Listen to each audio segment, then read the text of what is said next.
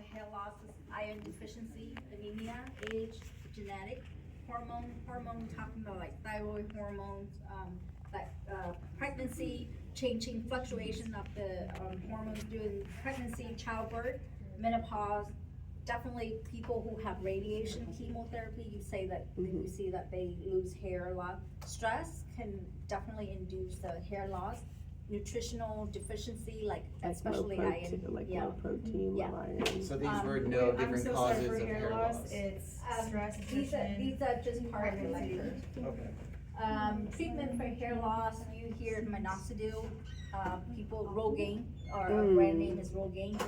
There's man and woman's dosing, but the dermatologists, they say you can use, for women, you can use the men as well. Like the It's cheaper over-the-counter as one? well. Yeah.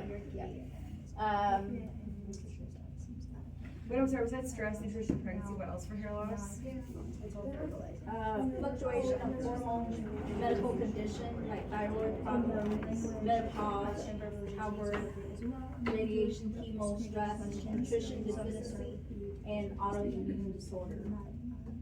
And the treatment is, minoxidil is the most common one, it's easy, it's over the counter. It's common topical, but these days, they even approve for oral, as well. Some people, they do finasteride, I think it's a little bit less common than the Rogaine, but it can be used. I know people, they go to salon and stuff, they do plasma rich, platelet rich plasma, corticosteroid, injection that can be done as well at the dermatologist. Hair transplant, I don't know how successful that is, but yeah. I mentioned earlier that. Do you know like the adverse effects of finasteride, which is like suicidal ideations, or no? I'm not aware. It's on there, okay. Yeah. But it is. I never heard of. Oh, it is, yeah, it is one, really? yeah. Oh, okay, wow. So is that like dosing, Yeah, like that's like the big caveat with finasteride is there's something with the dopamine receptors where it takes a lot of joy out of things for people, and then like it can, if you have like a pre-existing anxiety or depression, it can trigger that to make it worse, and there's people that like men that commit suicide. oh wow, it's great to know. So Yeah. I know they. So for that people reason, with they're a lot more like, prostate they're a lot more like, Great to know. And remember earlier we talking about melanopia versus the subbungle. Okay, that's on your test. I did mention to you what the size with the subbungle melanoma, how it looked different than the other ones. We needed to know the differences between the two, right? Yes, yes. And where the common side, where you normally see the subbungal melanoma. Oh, and where you see it? Usually on the thumb or the big toe. Yeah. Know your hypothyroidism, all the signs and symptoms, treatment. What is the treatment for hyperthyroid?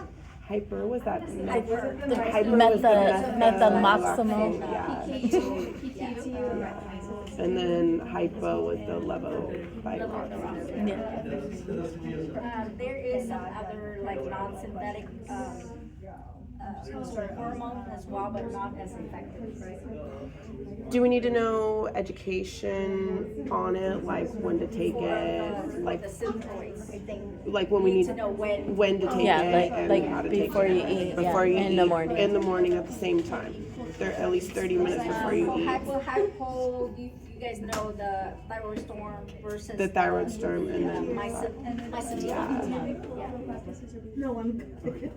Okay, so no hematoma. We talked about hematoma. Yeah, we right? did. Yeah, know that. You're gonna need to know the vesicle lesion. What kind of lesions considered vesicle lesions? Sorry, are you asking? That's vascular. No, she's saying what to know. I am so sorry. It's okay, you can say how. Yeah. I think it helps us too. Hemangioma is vascular, not vesicle. Yeah. Vesicle is more be like sorry. herpes simplex or, shingles, no, yeah. Bigger blisters were